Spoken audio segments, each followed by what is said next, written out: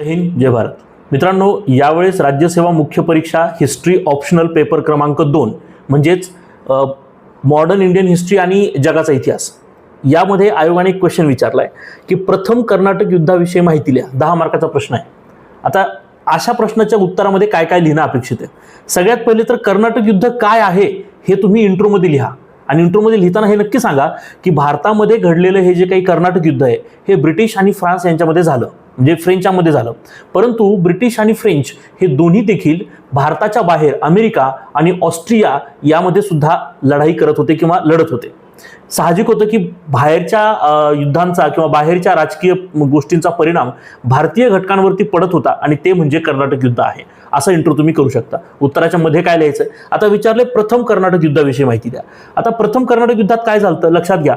फ्रेंचांची जी काही वसाहत आहे ती आहे पॉंडिचेरी किंवा हेडक्वार्टर आहे पॉंडिचेरी.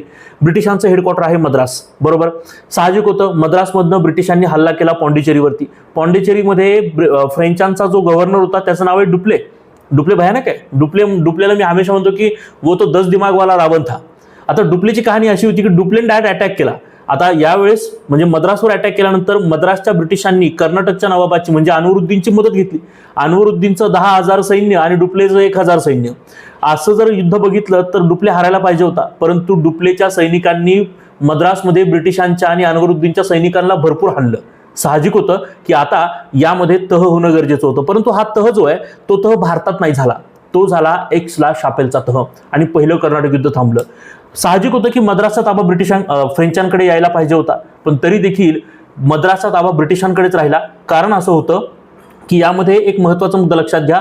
अमेरिकेमधलं लुईबर्ग आणि व्हँक्यूबर्ग हे जे ठिकाण आहेत या ठिकाणांना काय केलं गेलंय तर फ्रेंचांना दिलं गेलंय. त्याच्या बदल्यामध्ये मद्रास जे आहे ते इंग्रजांकडे राहिलं. या गोष्टी तुम्ही उत्तराच्या मध्ये लिहिणं गरजेचं आहे.